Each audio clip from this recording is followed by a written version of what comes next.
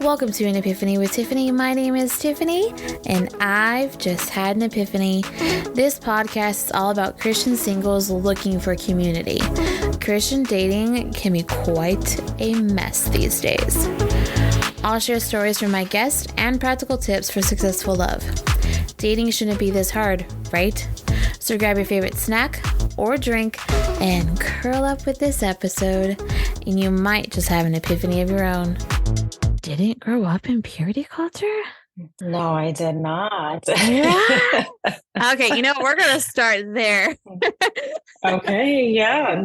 I was in the thick of purity culture, so I'm always curious to find out what it was like to not be in the thick of purity culture. Yeah, so I can just give an explanation of how I grew up because when I was younger, I attended a non-denominational Christian church. So it was very spirit-led, and it was a deliverance ministry.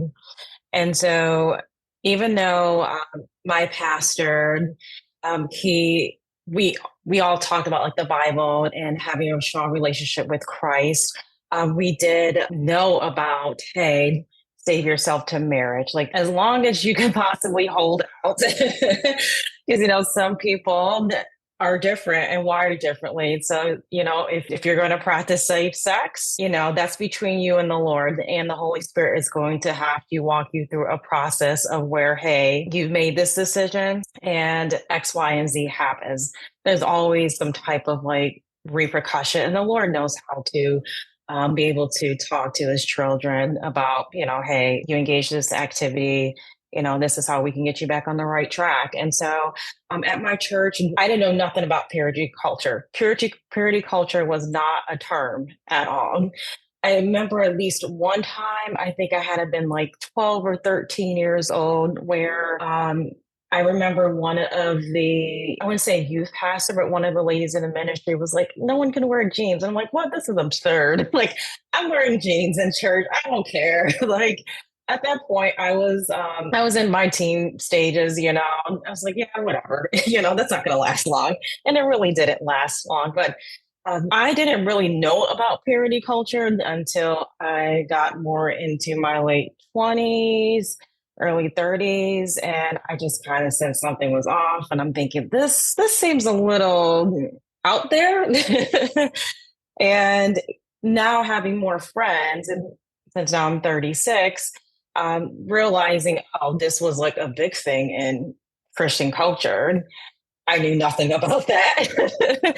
I just never grew up around that. I mean, my church honestly was in the middle of the hood. Like, we actually was able to minister to people who were drug addicts. They were coming into our church. We were loving on them. That was the type of environment I was growing up around. Mm-hmm. And eventually my church moved into a nicer location, but we never really lost that sense of integrity and character about loving people regardless of where they are, even though holding each other accountable in a loving and godly way, and still be able to just be supportive and have that community. So yes, I did not grow up in purity culture.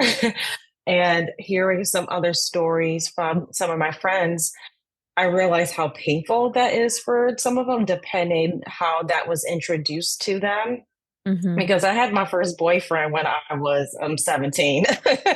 So, I mean, like I was, even though I was still going to church and everything, I had this struggle with my relationship with the Lord. And so the Lord really reeled me back in. But yeah, I didn't grow up around that at all. That is like amazing. I'm just like, I know so few people who didn't get bombarded by purity culture. And so it's just like, that's amazing. I mean, I love how your church kind of like handled everything. And maybe that's the other thing too, with like where a lot of my friends and stuff, like where we grew up, it was not, in the hood as you described. And so it was like, mm-hmm. we were kind of removed from that. Not that we don't have that stuff around us, but it wasn't the same right. situation, so our church mm-hmm. leadership was focusing on other things.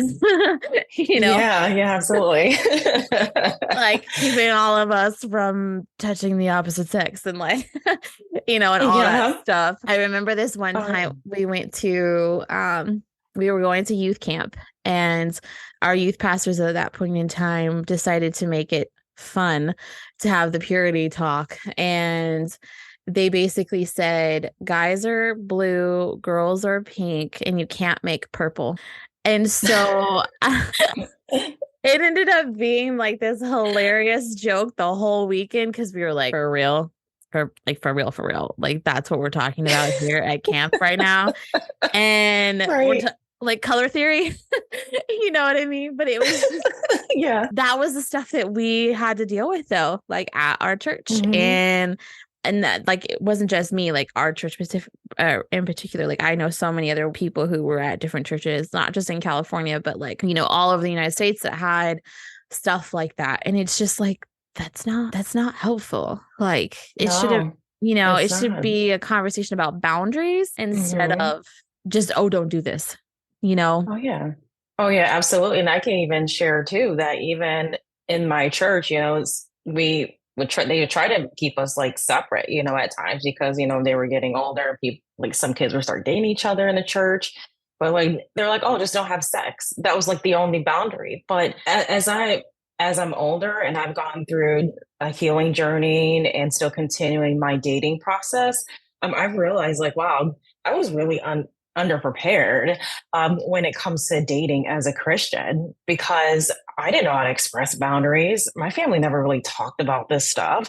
All we knew is that we were going to go to church, we worship Jesus, and we leave on Sunday, and we may go to Bible study, and then we come back and do the same thing over and over and still engage in community and even our local community too. And it's really interesting when you have to go through trial by error to really get a hand on like, oh, this is what it really is like. This isn't easy. And I can tell you like off the bat that when I first started dating 3 years ago, I knew nothing how to date as a Christian whatsoever. And I crossed so many boundaries. And the Lord really took me through this intense process of just allowing me to not only see where my mistakes were, but to equip me and to allow me to have a listening ear so I can be able to say, hey, I don't need to go down this route again. How can I put up boundaries? And so going through like another course, because I went through a course with one of my friends and she's amazing. She met her husband in an online community that she ended up creating, and more singles met through there. I realized like, wow, this is what dating is supposed to be like. It's supposed to be about pacing, respecting each other's boundaries, respecting your heart and the other individual's heart throughout the entire process, whether the relationship works out or not. You want to leave the person better off than where you found them. And you want them to have the best experience as possible and have those lines of communication open so that way you can continue to move on from there. And if you're friends and that door opens, that's great because the Lord trusts you with that friendship and having, again, those boundaries. Meaning, I'm not texting you 10 or 11 o'clock at night and I'm giving you boyfriend and husband privileges. It doesn't work like that. You got to have a boundary. You have to have communication. And it's not only just guarding your heart, but the other person and just giving them respect too. Yeah, that was perfectly said. Oh my goodness. I love the husband and the boyfriend slash husband privileges, because I've done that. Like, like you, oh yeah, I've done it too.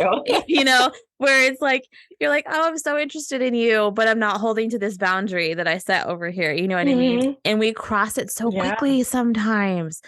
But like, okay, so on that note, I want to ask you, like, if there's anything you want guys to know about that aspect, like what that looks like, because on your side, because I feel like a lot of guys don't realize that line, I guess is what I'm trying to say, like where that line really is and where it should be. So yeah. Oh yeah, that's a really good question. So I'll give an example if this will help in just sharing a scenario here. Yeah. I would say if you're a guy who needs to have connection, and every man's wired differently, but if you're a man who needs connection early in the morning, it's great to send a good morning text. But to continuously text a woman throughout the entire day because she has not gotten back to you within a couple hours, and I know women do this too because women not exempt, But then that is a that's I wouldn't say it's a more of a red flag, but that's more of like, hey, there's some other issues going on here, Mhm. and just give people time to get back to you. And so I used to be insecure like that. I would be like, oh my gosh, you didn't respond back to me. And it's like, no, he's busy with something else.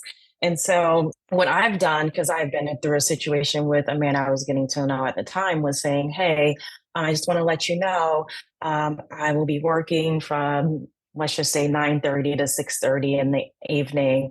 I'm not supposed to have my phone on the floor when I'm talking to customers. And I'm not really on my phone like that at all. But I would try to get back to you while I'm on my break or on my lunch, like just something to keep those lines of communication open helps. And I would recommend that to men as well. And even if you're not sure if there's a boundary, just ask like a general question, like, hey, is it okay if I send you a good morning text? Um, is it okay, if we can have a video chat for lunch? Like, just don't randomly like keep pressing the button saying pick up, it's not going to keep picking up. At some point, it comes to lines of like harassment. But other than that, I would say just really just take that courage and that step forward and take the lead on that and say, hey, even though I'm still interested in getting to know you, this is my intentions. Like communicate those things early on. This is my intentions with you in our communication. Like, is it okay if we're talking this much? Or do we need to still give each other some space? So that way we can still get our own needs met, even though we are not in an exclusive relationship. We're just in the stage of getting to know one another. Yeah, that is perfect. I just had this situationship recently. And but that is something that like it's over now, so it's fine. I can talk about it. But that was something that I was kind of struggling with because I'm an over communicator. Although somebody recently told me to stop saying over communication, but it is what it is. I love to communicate. Yeah. I will just put it all out there. But like he didn't. And so it became a thing for me where I was getting frustrated because that communication wasn't happening. So then I had to be like, hey, you need to communicate with me. Like, I understand you're busy. I'm busy too. Yeah. Whatever. I'm setting this boundary / foundation because I'm going to just keep getting frustrated if I'm not feeling like you're reciprocating. You know what I mean? And again, it's something as simple as like, hey, I have a busy work day today. Like, I will get back to you when I can. That's so easy and goes such a long way. Like Yes. I had been gone for a weekend and I was like, hey, I'm going to be on vacation. Like, it's for my cousin's birthday. I'm going to text you when I can. But like, I'm trying to spend time with my family and my friends. You know what I mean? So just kind of setting that Yeah. precedence ahead of time. So guys, it's easy. Just do that. It is just set expectations up early. And I can say too, I was dating someone for 3 months and that's over, but we were getting to know each other. And what ended up happening, even though I really respected this man, he was a Christian, very spirit filled, was widowed and had two teenage daughters. And I didn't mind that whatsoever. I didn't mind that he was 16 years older than me.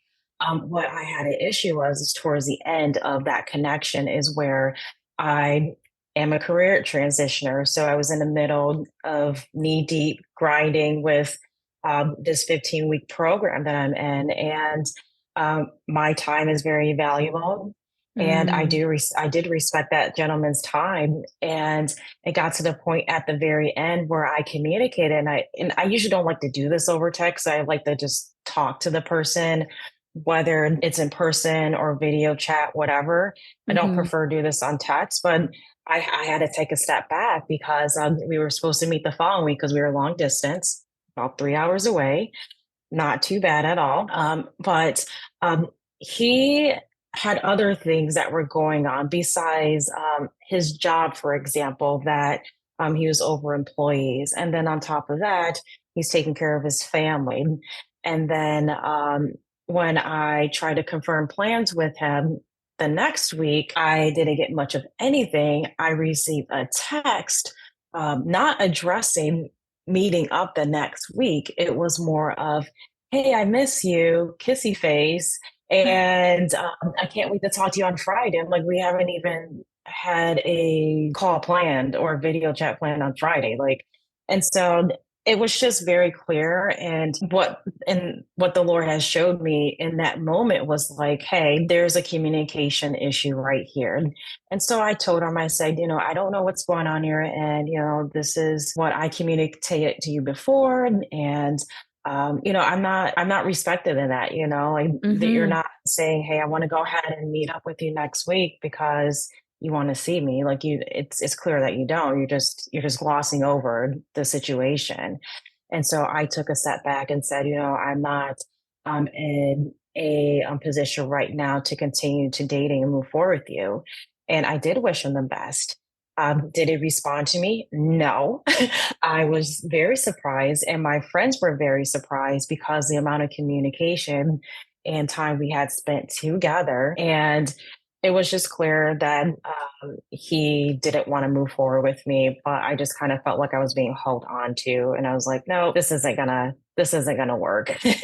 I love myself enough to say, hey, if this isn't gonna work, that's okay, because now I can release you, and you can go ahead and find someone you're compatible with, and I can do the same for myself. Like I Mm-hmm. don't need to be like holding on to you, and you don't need to be holding on to me. Yeah, agreed. And I think like Christian society currently, um, gets stuck on the putting too much pressure on a date, or getting to know Yeah. somebody, and I blame purity culture for that. But at least in my own life, where Right.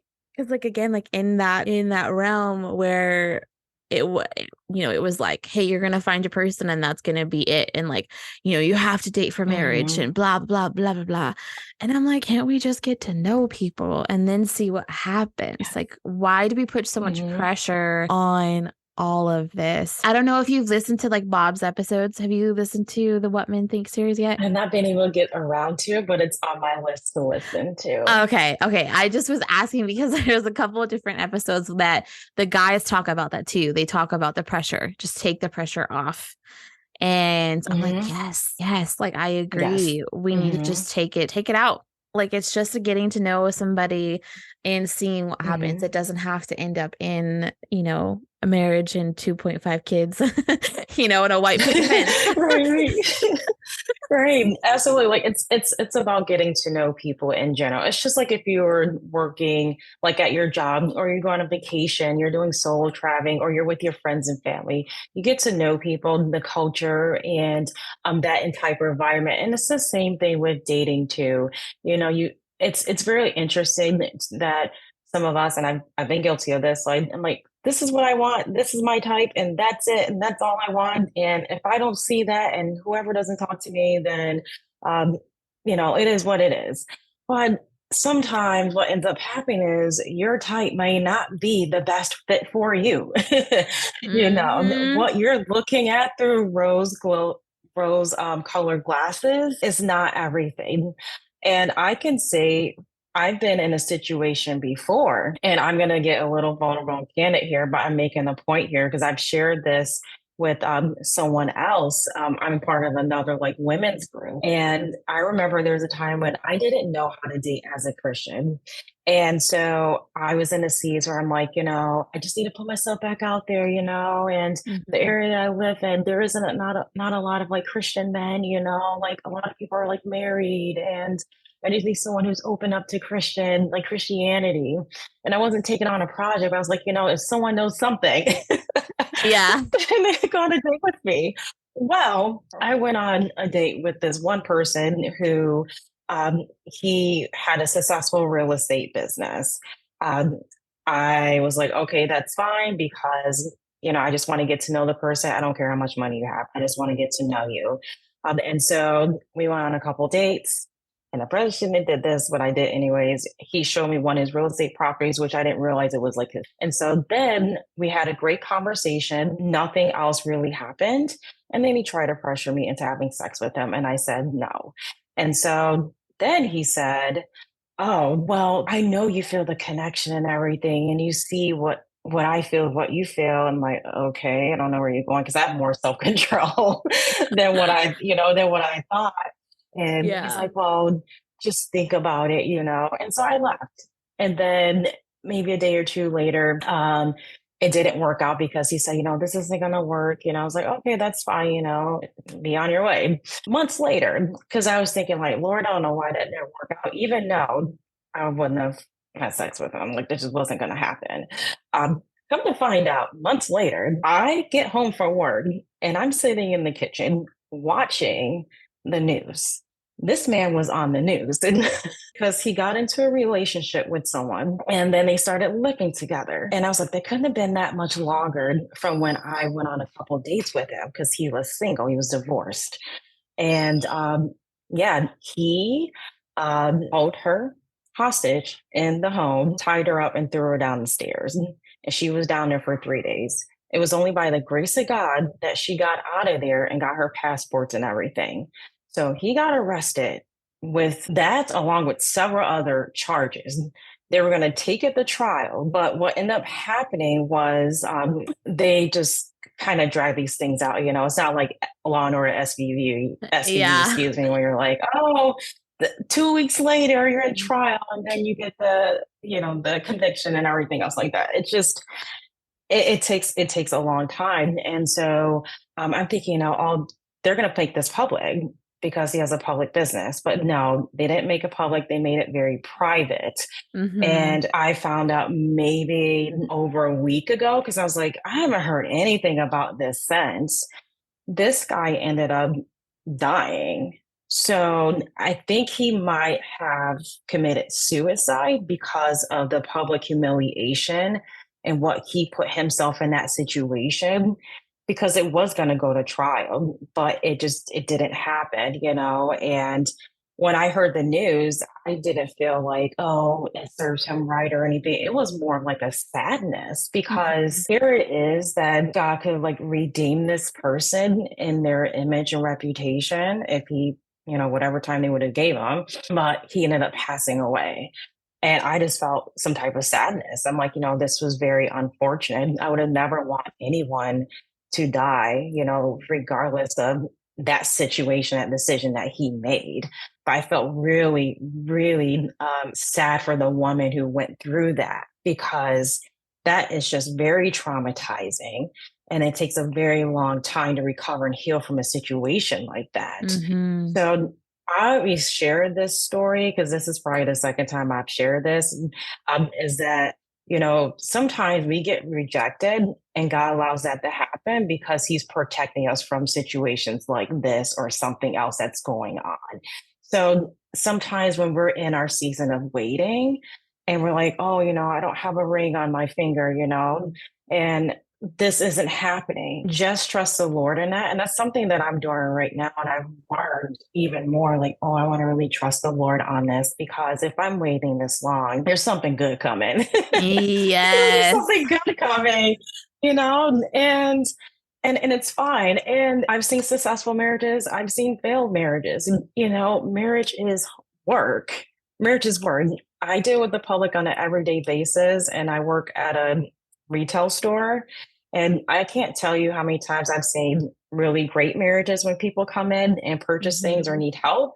And then some marriages, like there's some stuff going on. And you got Mm-hmm. the husband and wife bickering in front of you or whatever the case is. And it's like, we're not doing this right now. We can come back to you when you're ready and when you two are not getting in the middle of it in the store. But Mm-hmm. I just wanted to share that. I think sometimes we still have the rose colored glasses on, thinking, yeah, like this person would have been great for me, but you don't know what that person has gone through. And you don't know what their upbringing is. Like, have they worked through their stuff? Have they had the Holy Spirit involved in their own life and their own process so Mm-hmm. they can be able to be prepared for marriage and do this in a God-centered way? Mm-hmm. Amen. Like, it's so important to like I feel like ask those questions too. I mean, obviously anybody can lie, right? But like if somebody is being genuine with you, they will tell you like, hey, I've been through some stuff, but I'm healing and here's how, Yeah. And because otherwise you're just not, it's just going to be a thing, and I have also been through many situations where I know God has protected me from stuff, but I was being stubborn, I've been there too. I'm like, I want to be married, but at the same time, the older I've gotten, the more I'm like, you know what, God, if and when it happens, it's if and when it happens, like it's obviously each time a situationship ends, it's like, now I have to start all over. But at the same time, realizing that I have a friend that says this, and she's probably going to say it in her interview. But she says that rejection is God's redirection. And I'm like, I like that. I'm like, that's so good. Oh, yes. And it's so true. Like if we stop focusing so much on the like hurt part of it and focus on the, okay, there was some big reason why. And I may not ever know what it is, but that's okay. I can move on knowing that God protected me from something, whatever it may be, Yeah, absolutely. And then what I've noticed too, and sometimes it's not even just like being protected too, but at the same time, we all may have different callings on our life. And I remember this one guy was like, yeah, I'm interested in him. I like him. I'm sure his DMs are flooded.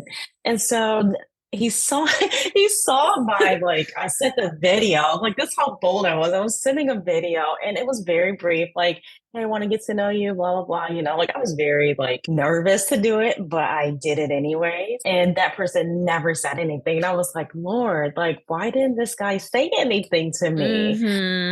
And so all I heard was that still soft voice. And the Lord said to me, it's because you both have different callings.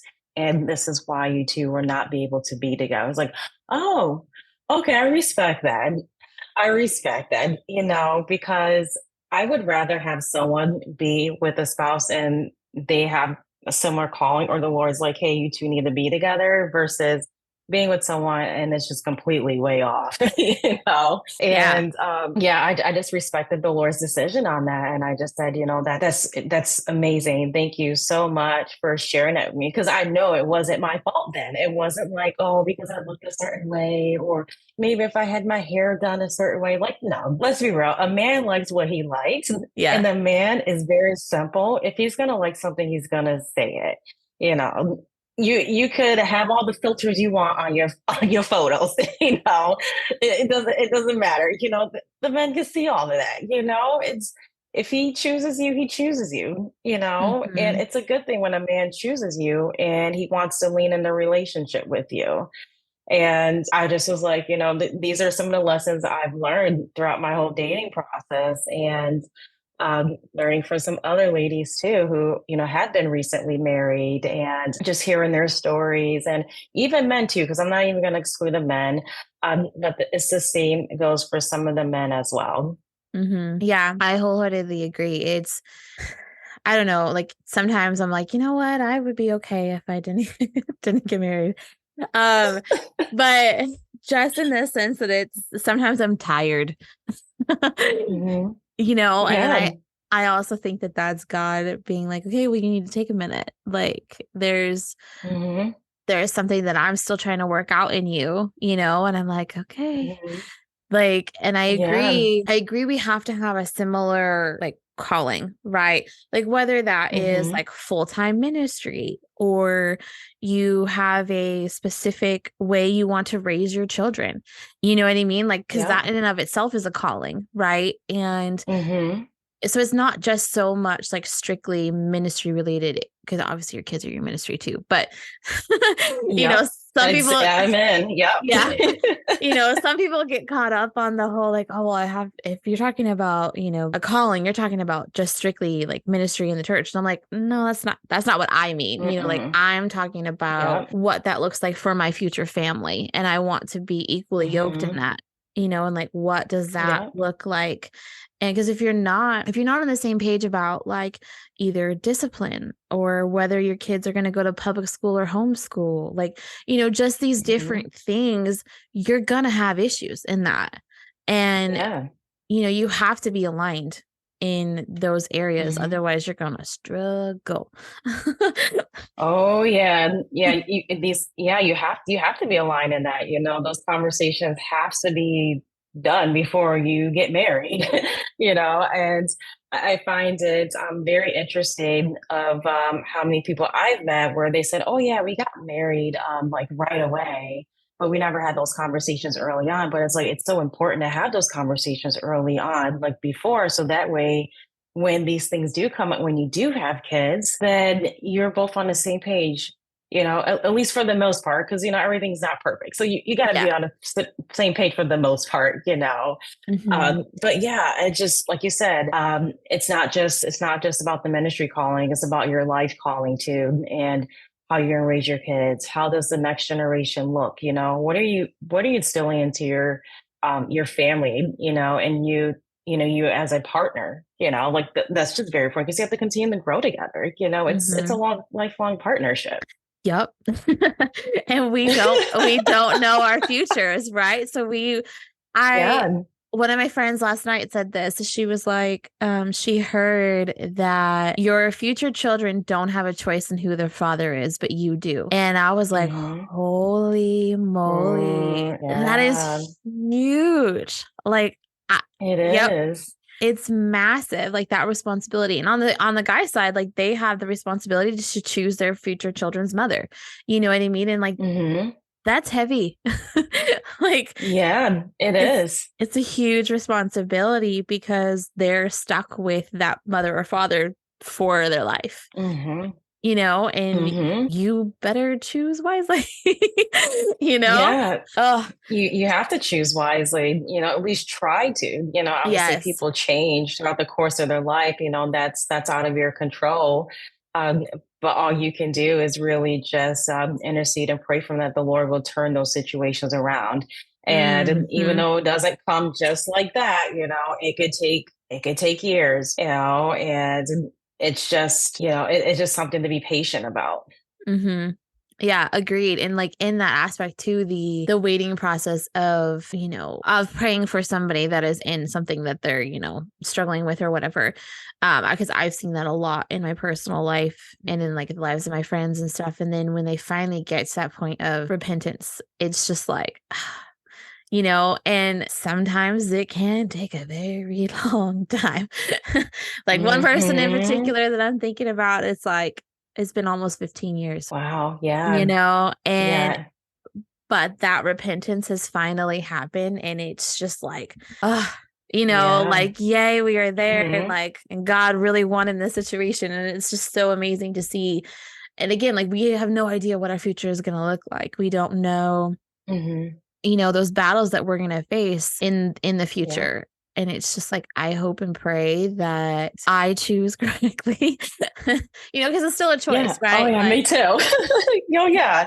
God honors free will. I used to be one of those people thinking like, yeah, mm, what, like there's only one person. It's just the one. But that's false because think about it. If someone is legally divorced, whether it was their fault or not, people get remarried all the time. mhm. There's more than one person that you're compatible with out of the billions of people on this earth. Yes. It's about positioning. It's about making sure that you're making the right choices as much as possible and keeping the Holy Spirit inside that process since day one.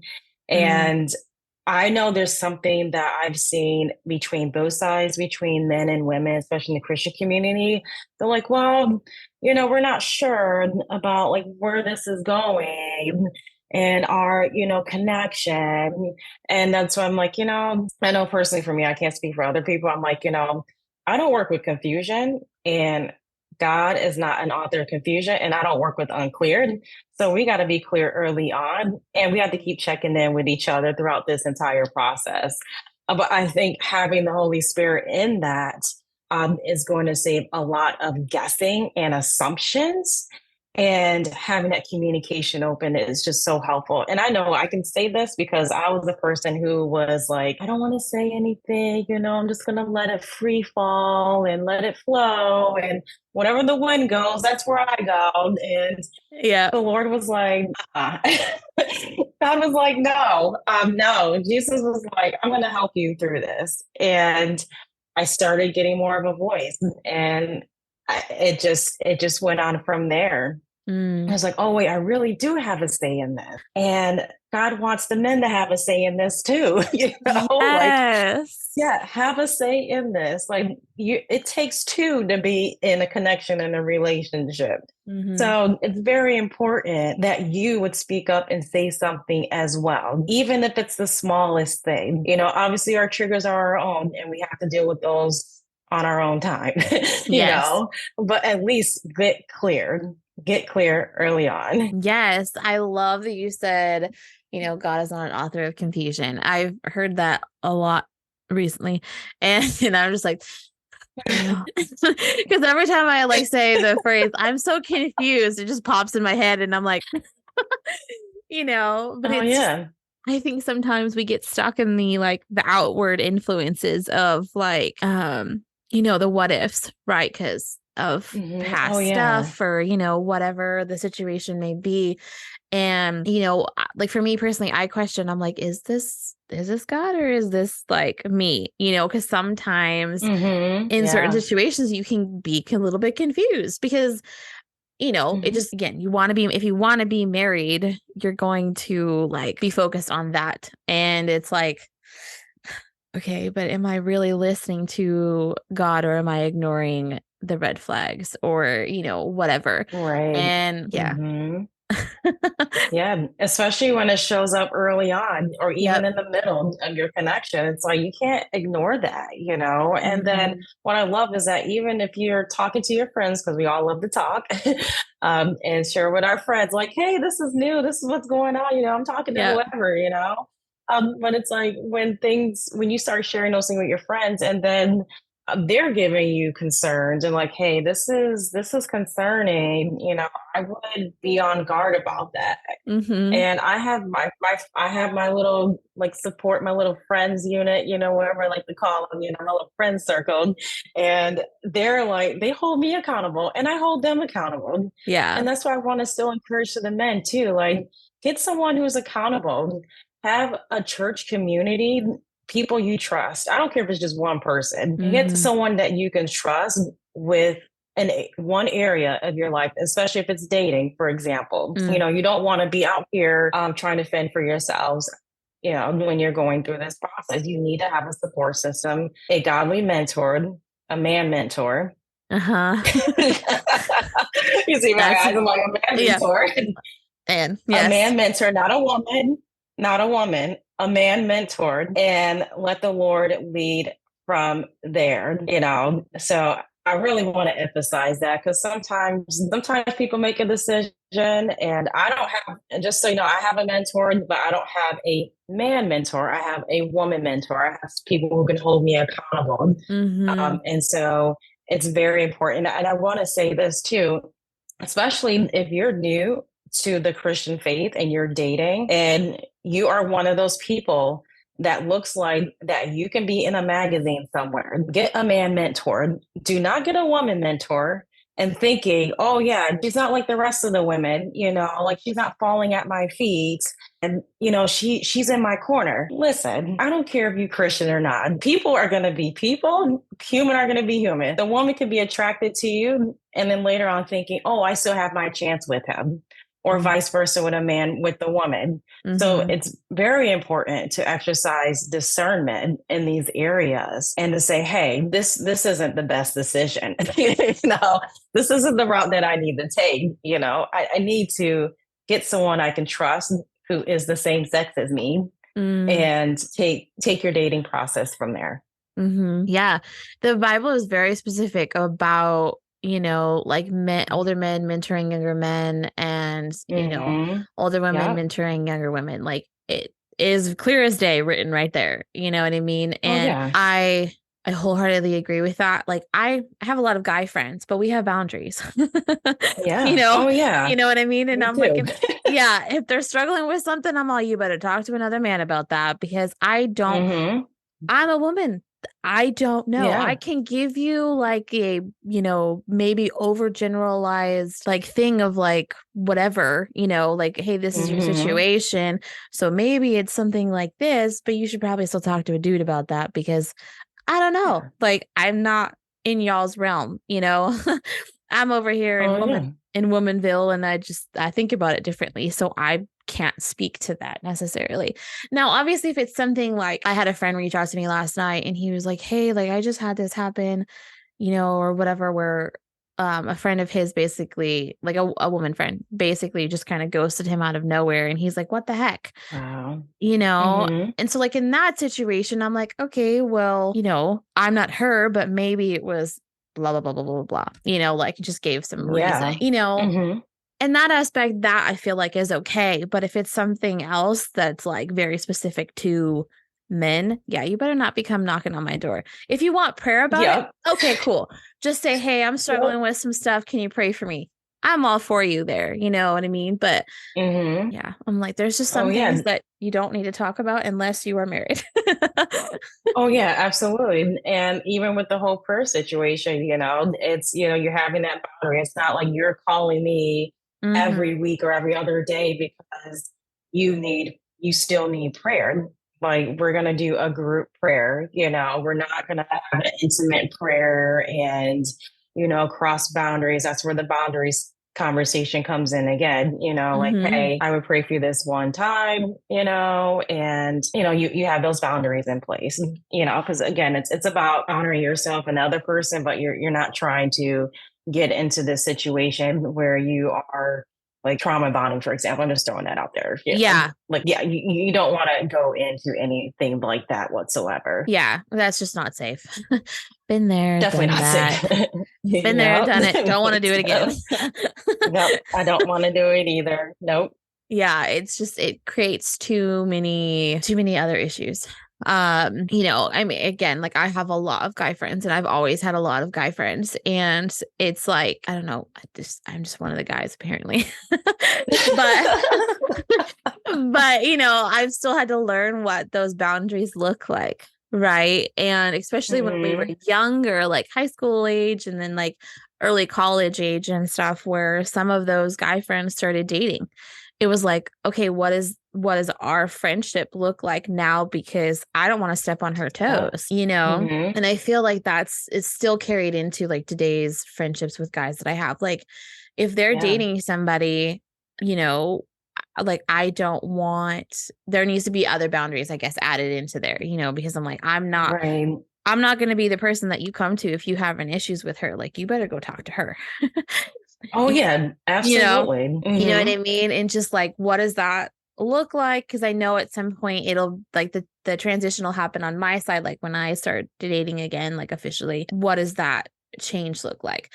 Granted, I want a Hmm. guy that's okay with me having guy friends, but is still having Yeah. boundaries because I want my guy friends to be like homies with my guy.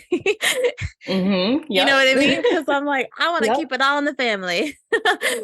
Oh yeah. But I feel like that is where community comes in too, because it's my hope that those friendships can, continue to grow in a way that neither of us have to give up our community. You know what I mean? I know again, like there's still Hmm. changes that take place, right? But Right. when we have foundations, it would be my hope that I can like work into his community too. You know what I mean? And Oh like yeah.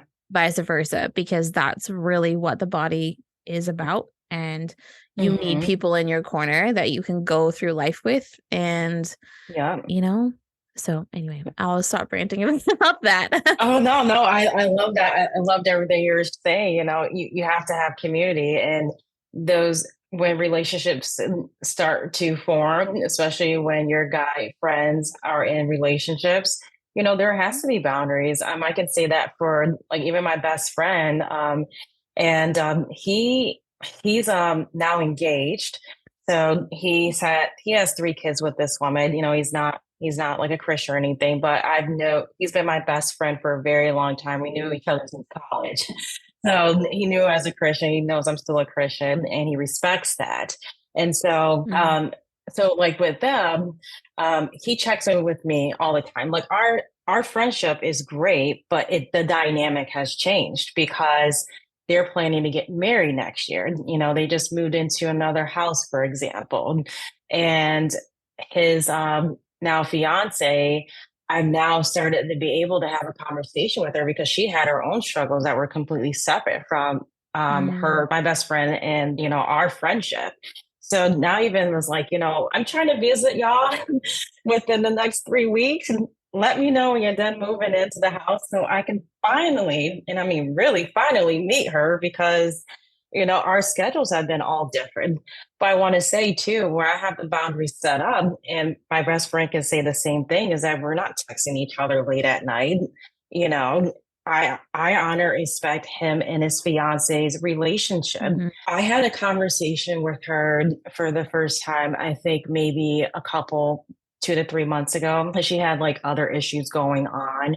And so she wasn't in the mental state to be able to have a conversation with me along with other people in his family. And so she said, thank you to me, because I was the only person that they both knew of that supported their relationship and then moving forward into marriage.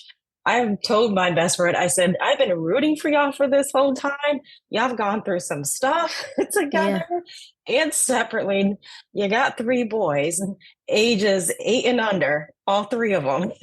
You know, I've been rooting for y'all. You're going to get there. And he's like, you know, I know he's dated someone else before and it didn't work out. And I was like, you know, you love your now fiance, you know, like you still love her.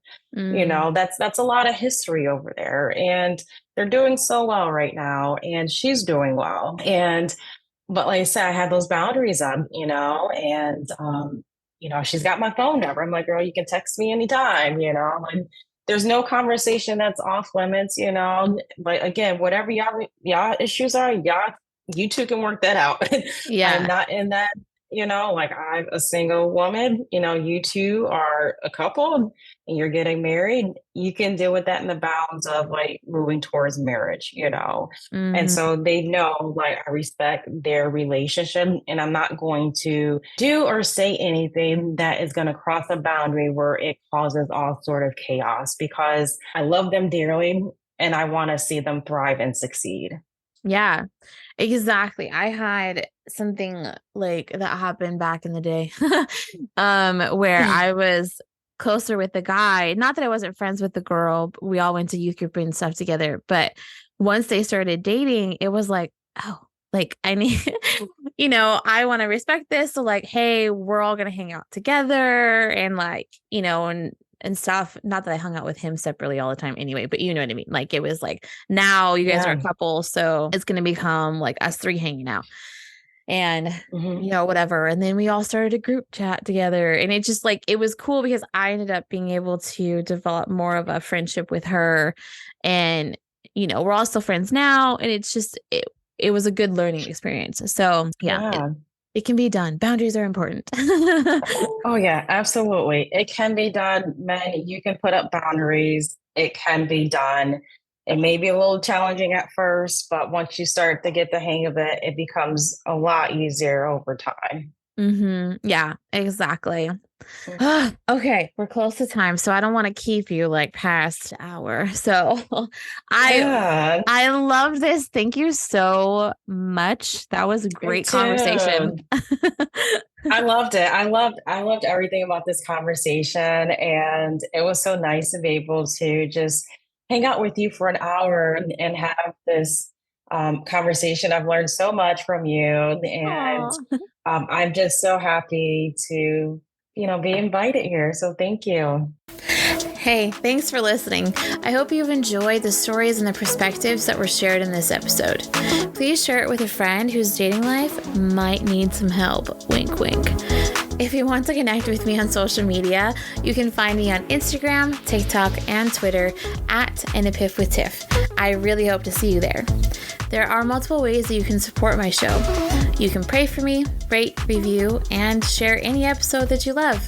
Or you can even financially contribute by going to patreon.com/an epiphany with Tiffany. Until next time, I'm Tiffany, and I hope you just had an epiphany.